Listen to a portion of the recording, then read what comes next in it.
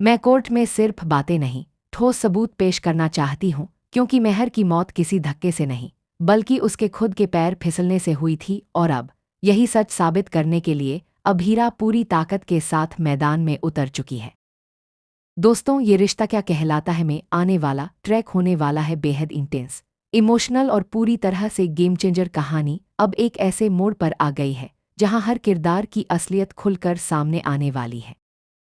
आप देखेंगे कि अभीरा ने ठान लिया है कि वो अपनी बेटी मायरा को हर हाल में बेगुनाह साबित करके ही दम लेगी। उसके लिए ये सिर्फ एक केस नहीं है, बल्कि उसकी बेटी की जिंदगी का सवाल है। वो जानती है कि अगर सच सामने नहीं आए तो मायरा की पूरी जिंदगी बर्बाद हो सकती है, इसलिए अब वो हर छोटी से छोटी चीज पर ध्यान दे रही है, हर सबूत इकट्ठा कर रही है ताकि कोर्ट में कोई भी कमी ना रह जाए।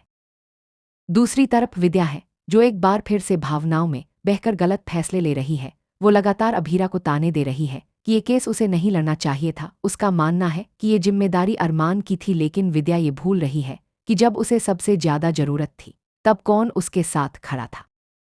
यहीं पर दादीसा की एंट्री होती है, जो विद्या को सख्त शब्दों में समझाती है। वो कहती है कि जिस इंसान ने तुम्हें हर मुश्किल में संभाला, आज तुम उसी को नीचा दिखाने में लगी हो। ये सिर्फ गलत ही नहीं, बल्कि बहुत बड़ी नाशुक्रा हरकत है। दादीसा की ये बात विद्या को सोचने पर मजबूर जरूर करती है, लेकिन क्या वो अपनी सोच बदलेगी, ये देखना दिलचस्प होगा।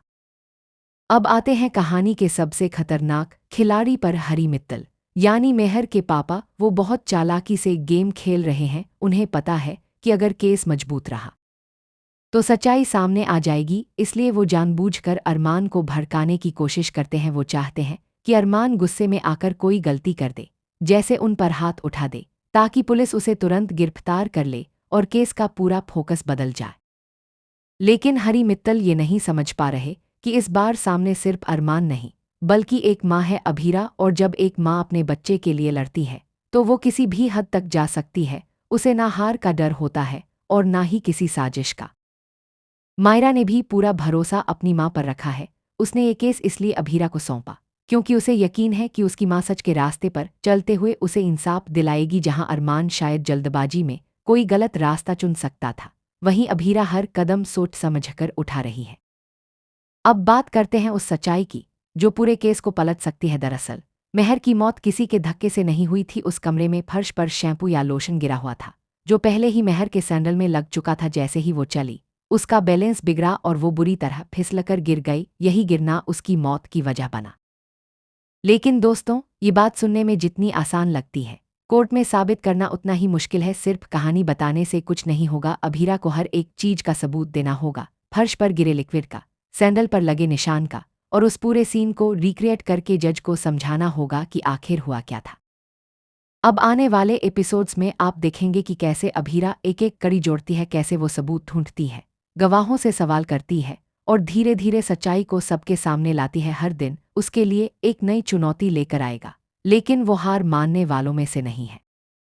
सबसे बड़ा सवाल यही है, क्या अभीरा इस केस को जीत पाएगी? क्या वो सच में मायरा को बेगुनाह साबित कर पाएगी, या फिर हरी मित्तल की साजिशें भारी पड़ेंगी? आपको क्या लगता है, एक माँ की ताकत जीत जाएगी या फिर चालाकी और साजिशें? अपनी राय हमें कमेंट में जरूर बताएं। और ऐसे ही लेटेस्ट अपडेट्स और ट्विस्ट्स के लिए चैनल को सब्सक्राइब करना बिल्कुल ना भूलें।